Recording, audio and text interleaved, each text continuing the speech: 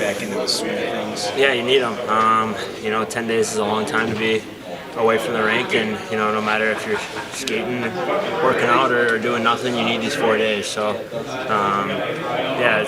it's been pretty upbeat so far, pretty energetic. I think guys are excited to get back. We were playing really good before the break, and in that one game, I don't think we played bad in totality, but had some mental mistakes and some game management mistakes that maybe we hadn't been doing before. So I think we're eager to kind of get that bad feeling out of our system and kind of get going again. How do you kind of tap back into the emotion, I guess, that you're playing with when you're on a rhythm like that versus now? I think it's just trying to replicate it as much as possible in practice. I think we've had some pretty up-tempo so far, a lot of skating.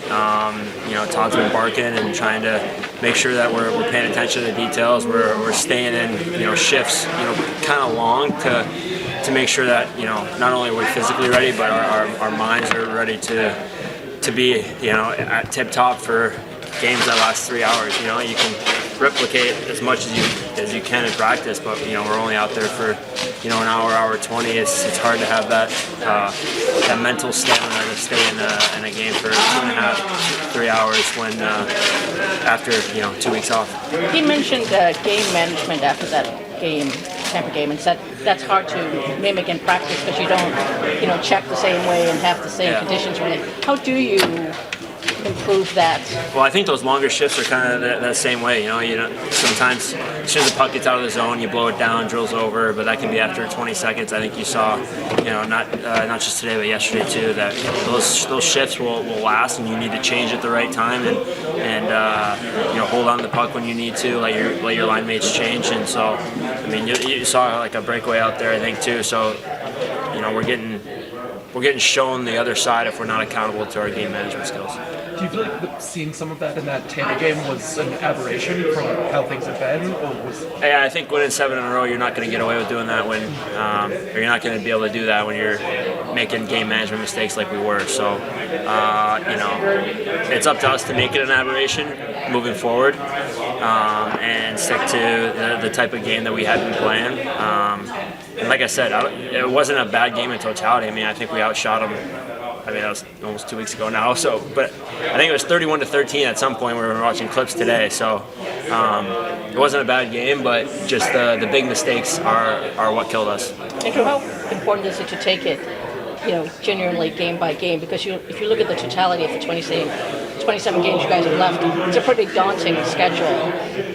Anyone can beat anyone on any given night. I think we played Edmonton really well this year. It's maybe the number 1 team in the league, and there's some games that we lost that maybe we shouldn't have. So I think that the way we look at it is we've been 2 different teams so far.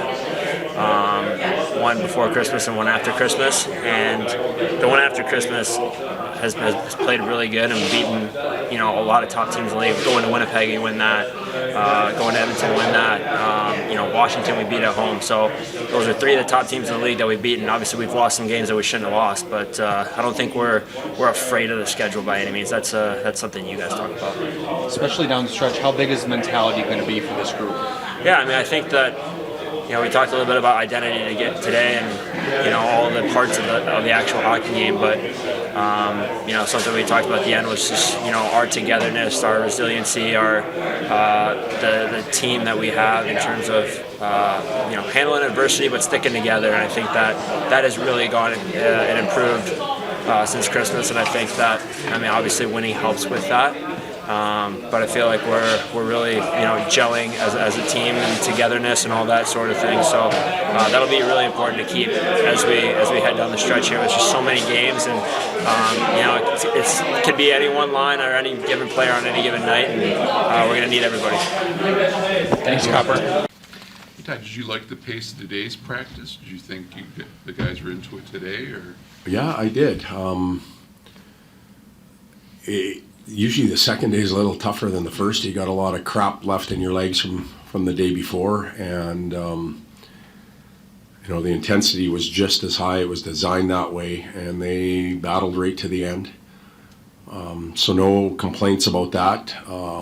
Ice got chewed up pretty quick, so passing was a little ragged, but that's okay. That's like playing late in the game. So overall, things were fine, but the answer is going to come Saturday and Sunday, really, to see if we did what we needed to do to prepare. You mentioned game management after the Tampa, and that's hard to work on in practice because the situations just aren't the same. How do you try and advance that, or is that video from the game? It's or? video from the game. It's built into some of the drills. So we scrimmaged a little bit today, and part of that wasn't just the coach blowing the whistle and saying the next two lines up. They had to get themselves on and off the ice when they were tired without giving up scoring opportunities or situations that would cost us in the game. So there's some of that built into the practice. There's some drills that are designed for game management situations, whether you should pinch or not, the cover on those types of situations. So we try and build it in, but essentially it's experience and decision making in tough situations that is game management. Will Raymond be able to get into practice, or is he just going to go into the game? No, I believe he'll get a practice in. We'll see. I believe he's flying back today, and I don't think he's going to skate tomorrow. I prefer that he didn't, really, to tell you the truth, and then we'll see what happens on Friday. With the game management stuff, did you feel like some of that, like results prior to that, had sort of papered over it, or that Tampa game was an outlier as an issue there? No, they're all. There's no such thing as a perfect game. So we had some game management issues in the 7-game winning streaks that we went on. It just got magnified in the Tampa game. We had spent the practice prior to that game working a lot on net play. They like to do certain things and create outnumbered situations at the net. So we spent a lot of time on that. We felt like that would be a factor in the game. And it was. Some of the things we worked on didn't occur in the game, and we paid the price for it. So those are a little bit of game management situations that we talked about.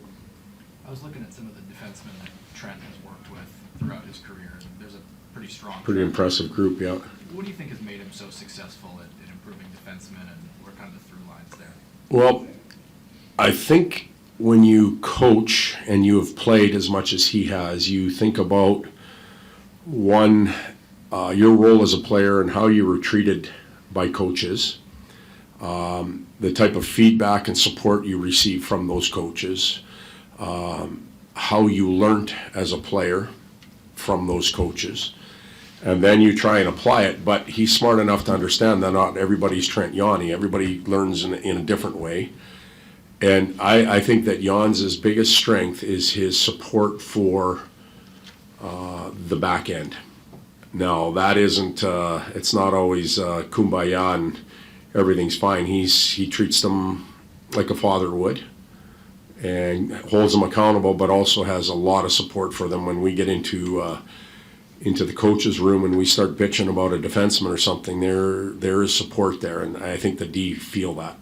When you have a guy like that in an organization that has used a lot of draft capital and now has a lot of young D, like how much of an asset is that to have a guy like that in the room with Simon, Albert, the guys? Well, they would answer that question better than I would, but obviously I wanted him here. I felt like I needed him here,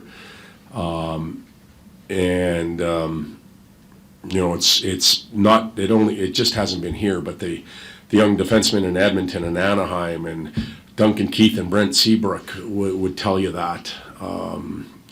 The development he's done in the American League as well as all the other organizations in and around the NHL, they would give you the best answer for how important he is. But we're lucky to have him. When did you guys start having a relationship? Where was it? In San Jose? Or? No, we played junior together. So I was 16, he was 18, and that's why when somebody mentioned you and Jans get divorced, that was kind of funny because we've been married for so long, I guess. Hey Todd, I think I heard you at one point during practice yell, "Not everybody needs to go to the net." Yep. Can you delve a little bit into that? Yeah, Jacques Lemaire, when I was in Minnesota, he used to talk about, when teams aren't scoring, you got to get to the net, you got to crash the net, and he kind of had this theory of you send all your forwards to the net, that means 3 defensive players get to the net. It's just a wall of humanity. Sometimes the goaltender can rest if the puck doesn't even get there. You can be dangerous away from the net too, close enough to find the garbage and the stuff laying around, but far enough away to create some space so the puck can actually get there. And I thought that was Jacques was brilliant in how he simplified things and how he explained it so simply it makes sense. And we started a drill today with working on more of the defensive side than the offensive side, and what happened right off the bat, everybody went and stood in the blue paint. 6 players surrounded the goaltender, the puck couldn't even get there. So spread it out a little bit, think about maybe some other areas you need to go to, and that's not giving the players permission not to go to the net. We have to do that, but be smart about it. Copper talked about the importance of identity building throughout the season, and one of the focal points he said was mindset and mentality. How have you seen this group evolve its mentality and mindset, especially now with this push coming up here at the end of the season? Well, the back end of your question, who are we? That's going to get answered in the next 27 games. Are we October to December, or are we December to February? Who are we? And it's not going to be easy. It's not going to be perfect. Are we a playoff team? Are we close to a playoff team? Are we a distant? We got to figure all this out. And part of that is the belief system we've talked about. Part of that is trying to develop an identity and playing towards it. So it's if they're saying those things, they're grabbing messages. That's a good thing. Doesn't guarantee us anything moving forward. Just that at this moment, they're buying in. Do you think this week of a couple days of like a mini training camp is your opportunity to reset the tone? Not like it's changing from what the last 2 months were, but maybe build that platform a little stronger for the next. I think that's fair. It's an opportunity to grow our game a little bit, to spend more time on some concepts that we think we need, and we can go harder in practice. We don't have to conserve anything for 3 games and 4 nights with travel or anything like that. We've gone really hard the last 2 days. We'll start to taper off just a little bit, thinking about back-to-back games in 3 and 4. But to this point, the 2 days have been productive days, in my opinion. Thanks. Yep. Thanks, Tom.